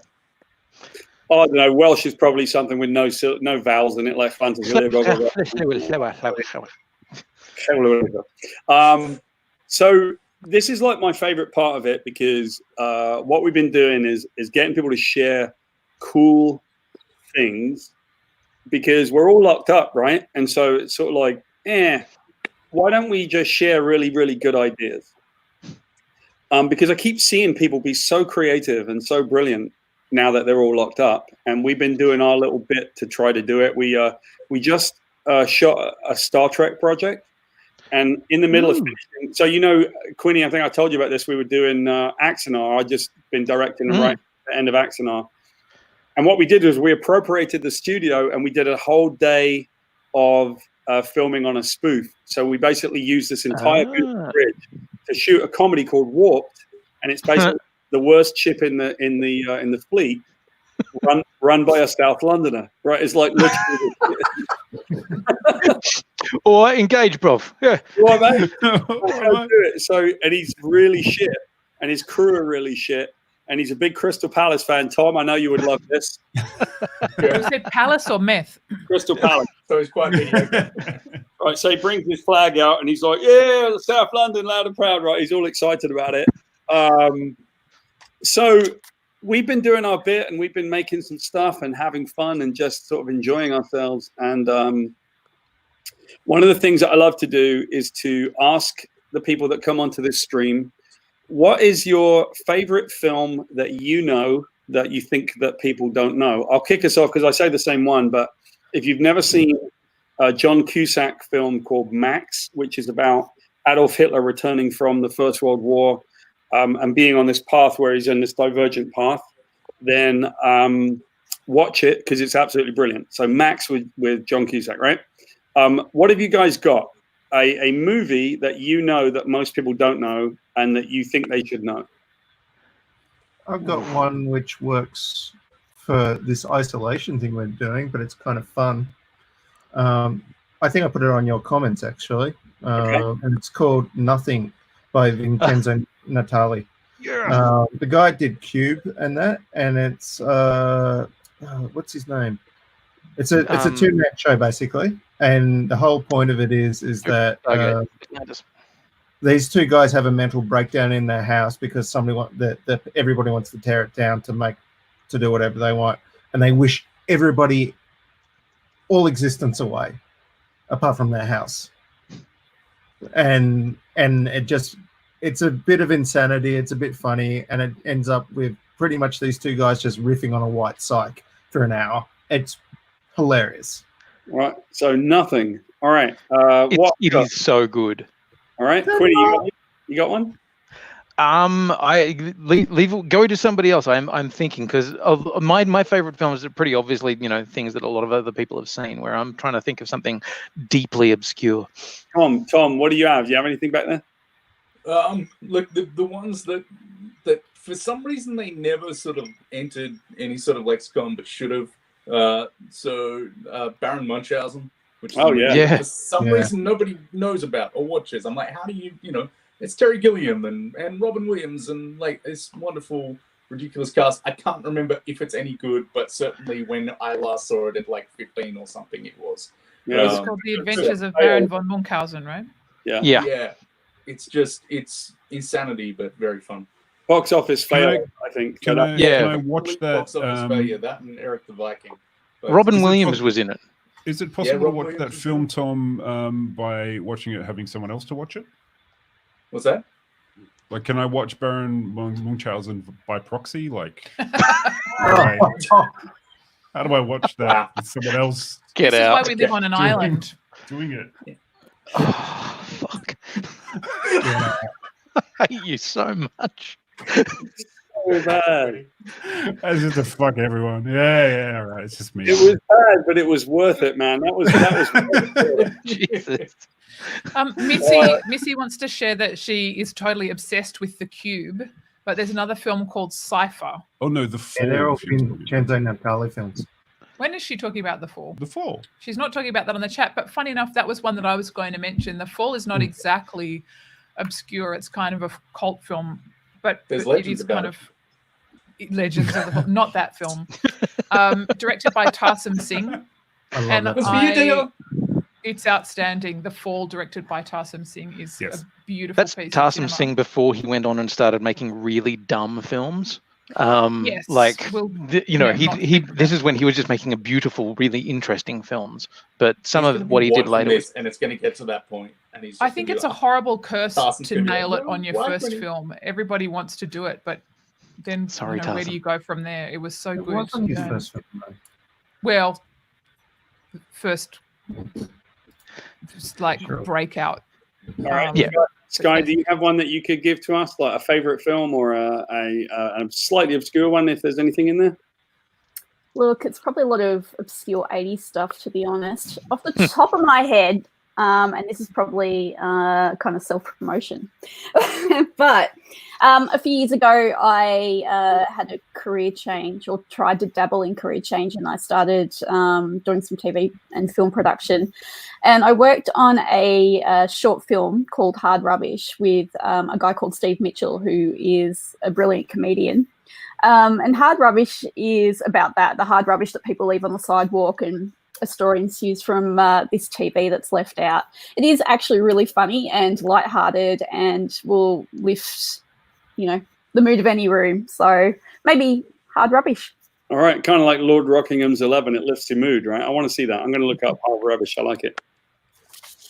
Quinny, it went all the way around to you, man. Okay, look. This is one that I don't know whether people know about, and Bruce certainly knows about it. It's one that when we were reviewing films, like 10 years ago, we rated on a scale of from things being terrible, which was shite, and things being cool. You got to steal, really? Yeah. Well, then we're going to do it together. Brain, so if it's the same film, I don't know. It depends. I'm pretty sure I know what it is as well. Bruce knows what it is. Which one that you're talking about? Okay, so this was a film that was. I'm sorry. This is a film that was neither cool nor shite. It was its own thing, and we created an entirely new rating for it. No, thank God. Because we couldn't describe whether this was good or bad or anything. In fact, it didn't feel like a film. It felt like an abusive experience of cinema. And that film is a Japanese film called Hausu, or House. And not many people have seen it, but it is sort of a cult classic, I guess, in Japanese cinema. It was made by a music video director. Am I right, Bruce? Or is it in advertising? Very, very famous, I can't remember his name though, Japanese advertising director. Like, he was like the top dog in Japanese advertising, and this is his auteur art piece that just goes batshit crazy. Yeah, it's like these 8 schoolgirls go to a house in the woods, and then it becomes this weird horror film, but it's not a horror film. It's just somebody fucking around with cameras and stuff and going, wouldn't it be funny if her arms came off and then flew around the room, and then she played piano with them, and then the piano ate her fingers, and then her head turned into a pumpkin, and then, so we couldn't work out. Watch the trailer, Hausu, Hausu. It is fucking insane, but we created a new rating for it because we couldn't tell whether it was good or bad, so it just became bucket of soap. But one thing I love about this film, in the years after us reviewing it, we showed it to people or told people about it. It got to the point where now, and I can't say we were part of this, it has a Criterion Collection release, which is crazy.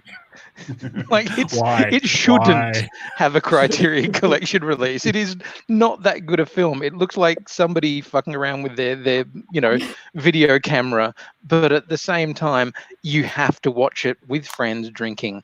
And Clarice Loughery, who's one of the better known film reviewers in the UK, recently just said, I need everybody to know about this film. And I was like, yes, somebody else knows. All right. Well, next one, quickly. Do one? Hey, look, okay, yeah, again, this is another one from go on. What were you going to have? My one was actually one that I think everyone should go out and seek out and find it, just so that I can at least have some other people share in the pain.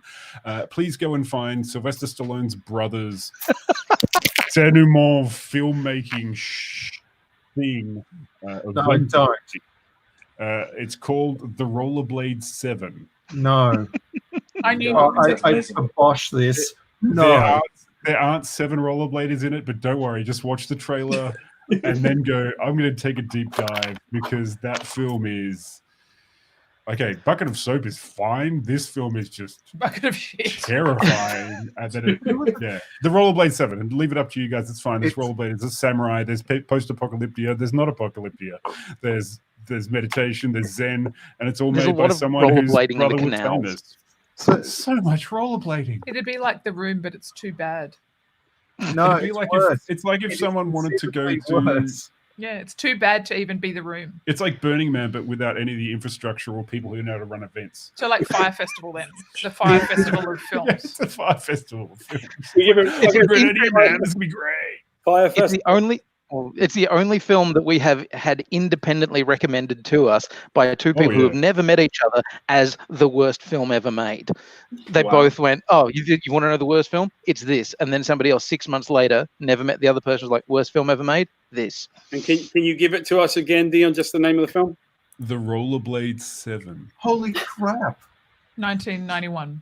1991 film. Scott Shaw, who created this,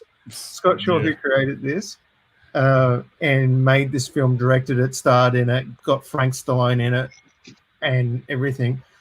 He created a thing called Zen filmmaking.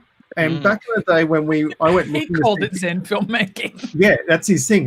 He's got it trademarked. I'm looking at his website now, zenfilmmaking.com. He's updated the site. Paul, this is your challenge. If you go to IMDb, it's got a 1 star.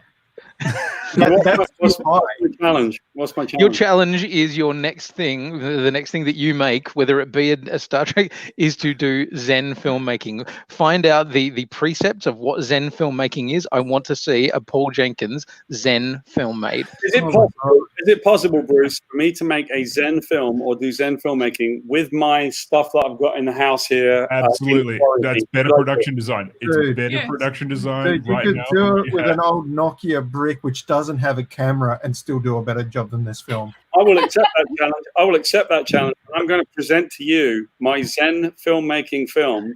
But here's what I need. I need you guys. You now have 2-3 minutes to work out a title. I need a title. I'm going to give you a little bit of a break for a second while I show you a beautiful little thing. Going to keep you nice and happy.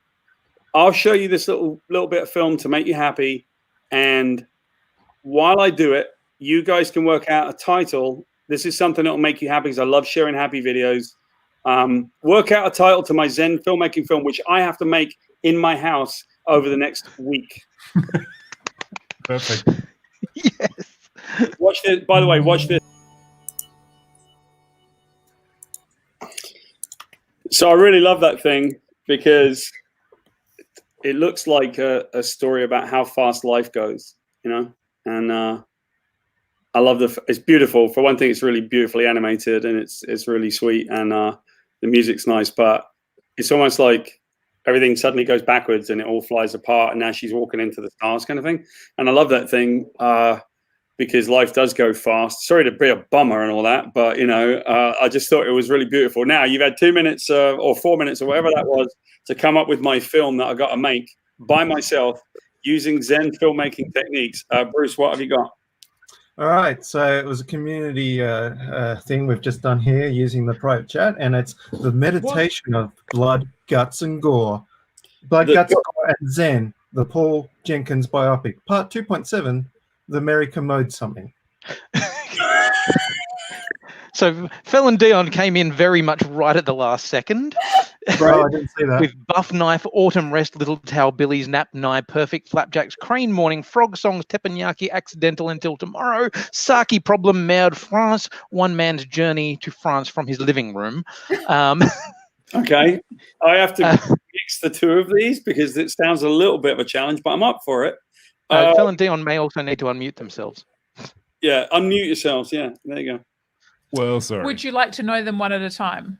Yeah, go for it. Yes. Okay, so these are potential short film titles. See what they inspire. Okay. Zen filmmaking. Buff Knife. Autumn Rest. Yeah. Little Towel. Billy's Nap. Nye Perfect Flapjacks. Nye Perfect Crane Flapjacks. Morning. What was the last one? Crane Morning. Frog Songs. Teppanyaki Accident. Until Tomorrow. Saki Problem. And mine was Merde Français, One Man's Journey to France from his living room. Well, I'm going to do this. Tom, pick one of those. You just pick one and ask which one I'm doing. I've already got one. Go on. I've got a different one. Can I give you my suggestion? I wasn't part of the chat. I just want the man in the paper bag.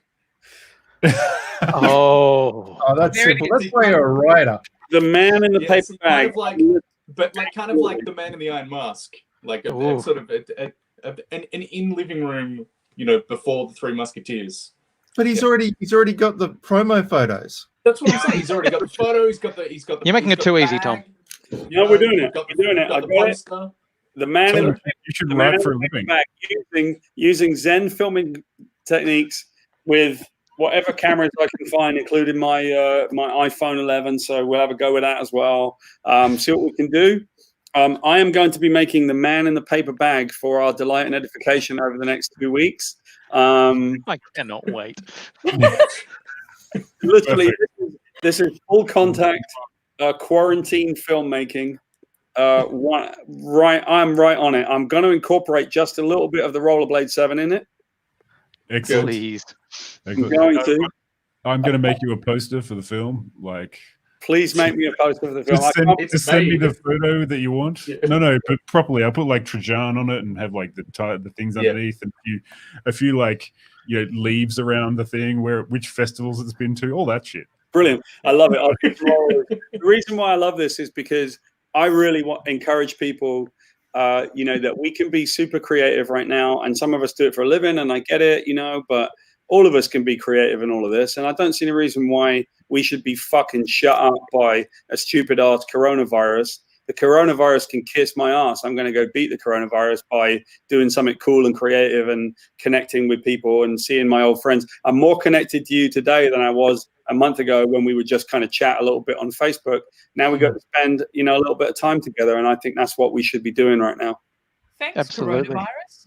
Thanks, coronavirus. It's to you, coronavirus. It's coronavirus. And, he's hoping you fuck off real quick. It's definitely going to be bad in America right now. It's definitely a bit rough. It's the epicenter now, and it's because of the way that I live in Georgia, and so the prevailing theory, the theories near where I live is it's a Democrat hoax. And I don't do politics. We're not doing it.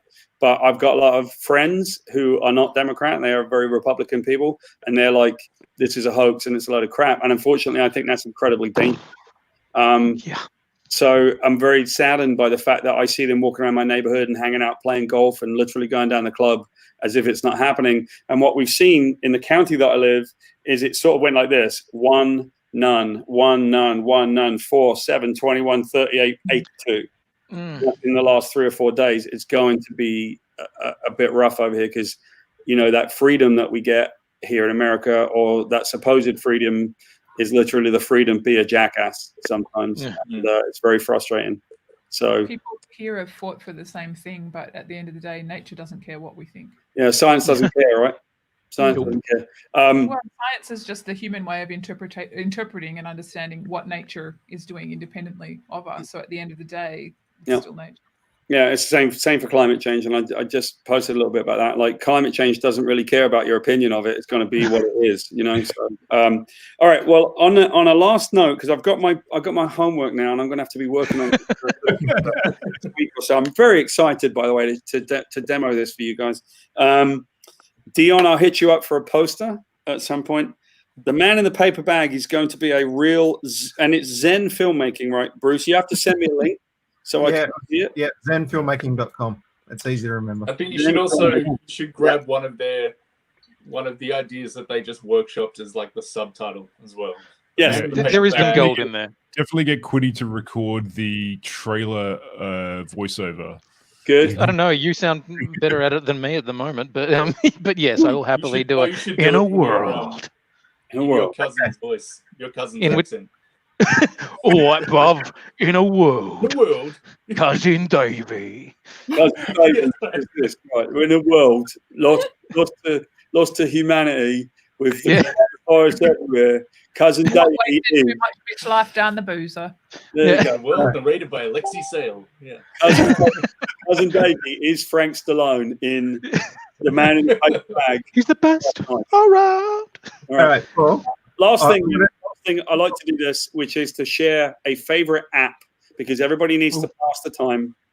So one thing that I used to do at conventions, and I used to do when I was doing speaking and stuff, is to get people to swap ideas on what's their favorite app on their phone. And the reason why it's so useful is that some people say, oh, I'm really good at keeping my resources together. Some people like me, because I'm an idiot, say, here's my favorite game, right? So my favorite game is a little game. I say this on every one that we've done so far. It's like a little series of Escher paintings. And yeah. Oh yeah, no one. You know it, Monument Valley. Monument Valley and Monument Valley 2, right there. I was going to say, I was going to request Monument Valley 2 is free today.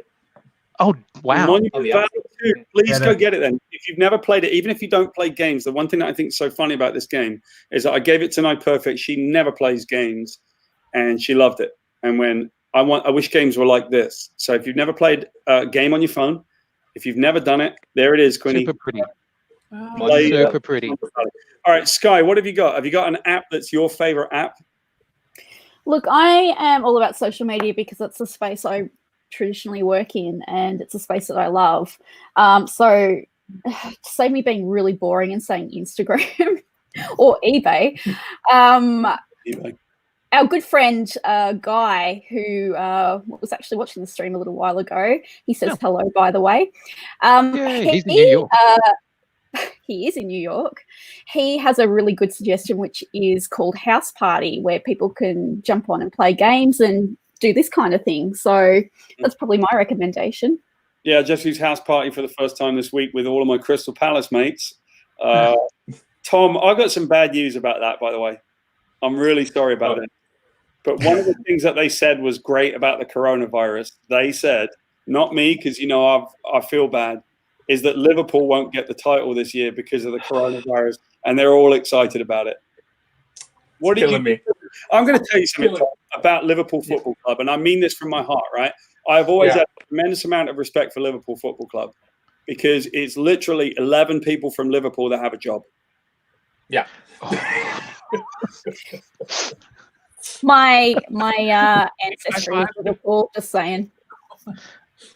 Sorry, mate. I had to go there. Quinny, how much did you pay for Christian Benteke? How much did you give us for that man who scored a goal for you once? Yeah. I actually 25 million? I do like Liverpool, and they won the title. I don't care what anyone says. They won it this year. They won it. Yeah, they killed it. Quinny, what's your favorite app? Look, I've been using a lot of different apps, and at the moment everybody has gone down the TikTok path, and I'm starting to understand why. Mm-hmm. But currently, my favorite app is Wish, just because because every week for me is the wonders that Wish serves up to my Facebook. You turn me on to this, man, and I am so in love with Wish. I am buying stupid shit all the time. I love it. I have like 8 to 9 months to arrive. Yeah, and it may never arrive now, but each week I have my Wish the Fuck Wednesday or Wish the Fuck whenever, where what has been marketed to me through Wish, through my Facebook, I pick the weirdest shit that I can find, and usually it's penile.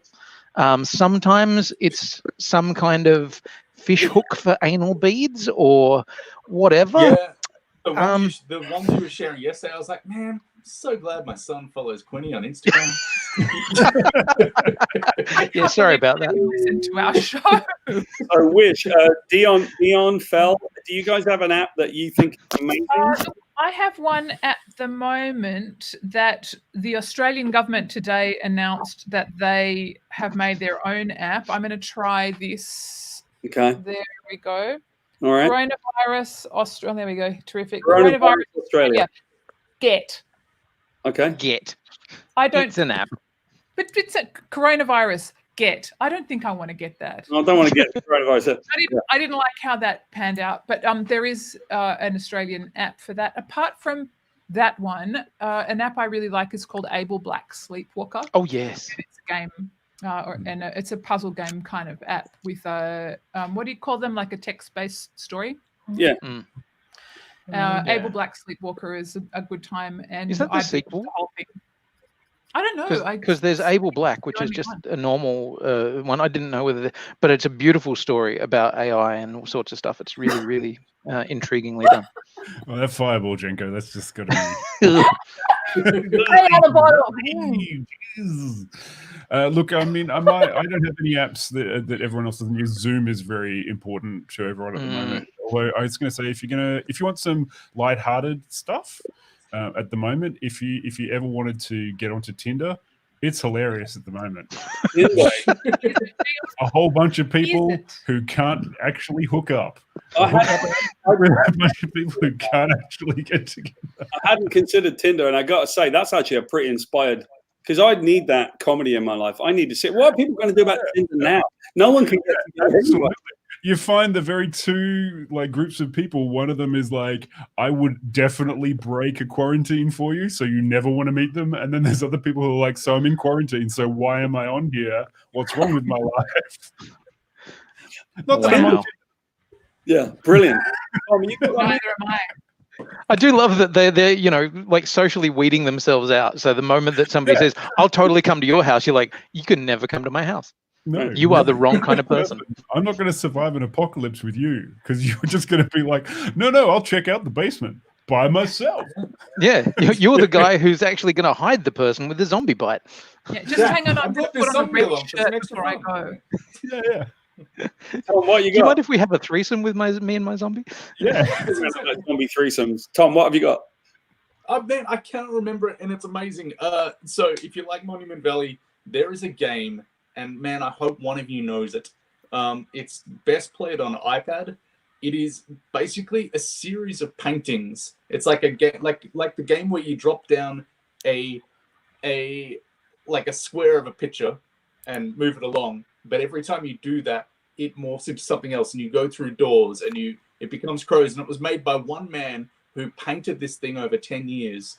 And it's incredible. And man, I wish I could remember the name of it. No one knows it, do you? It's fine. Not Journey, not Flower, not any of those other games by that same No, person. it is amazing. I'll find it afterwards and I'll send it to. I think it costs a fortune, but it's the most. It's kind of like that incredibly satisfying thing of Monument Valley, where everything clicks into place, and then you get to walk into a thing. But it's these giant paintings, and suddenly, if you move it in a certain way, you lay that over the top of that picture, then that door opens, and your little character can walk through there. I know this game, Tom. I played that game. That is a beautiful game. I know exactly what you're talking about. I know exactly what it is. Yeah, it's one of the most amazing things I've ever seen, and it's built for this platform. It's built for, if you've got an iPad, it's like, this is amazing.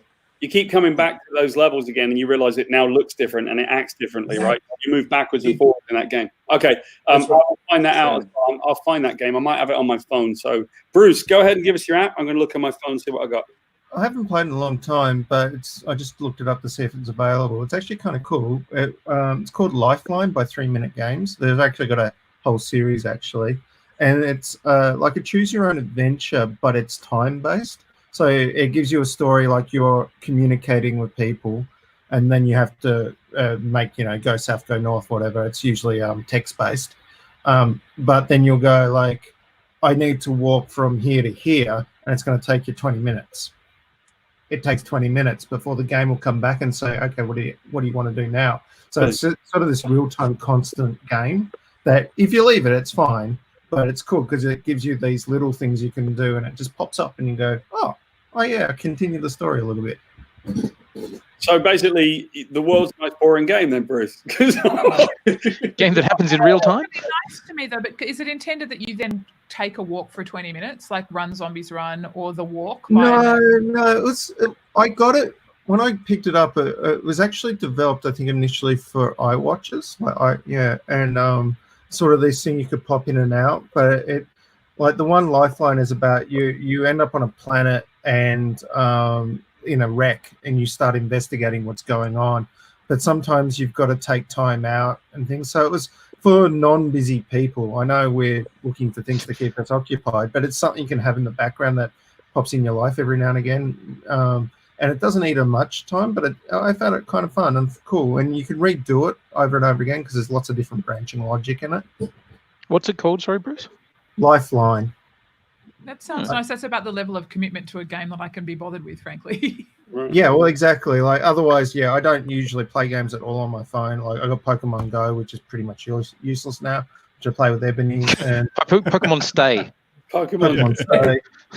And Pokemon Quarantine. Where you try desperately to not catch Pokemon. No.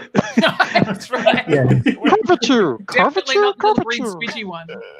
And I grabbed the Switch for the girls to play while we're stuck at home. So I don't play games very much, I've got to be honest. You just made me realize that the makers of Niantic, the people who make Pokemon Go, the moment the coronavirus came out, they're like, no, like it could not be. They've actually been trying to fix it, or try to make it a bit more competitive by reducing all the walking you need to do, but it sort of defeats the point. Yeah. There was that thing like 2 years ago. Everyone was like, "Oh my god, I need to go outside and get out and see everyone." And now it's like, "Stay home, play computer games, don't leave." That's cool, like Bruce. I've noticed that there's multiple Lifeline games. Yeah, so there's lots. sequels and all sorts of stuff. So that's very cool. Well, one of them, Quinny, is actually Lifeline. That's the charity. The World Health Authority have told us that video games are really bad for us, and now suddenly they're saying they're really good for us. Go figure. This is the most fun Context video is all. game I've played all day. All right. Well, look, everybody, I really appreciate the fact that we got to reconnect. I miss you very much. Yeah, buddy. And I know that this is a crazy fucking time, and I hate it for everybody, but it's not that bad. So I was saying the other day that, you know, my grandparents lived through the Blitz. My mum did as well. She got bombed. She got evacuated.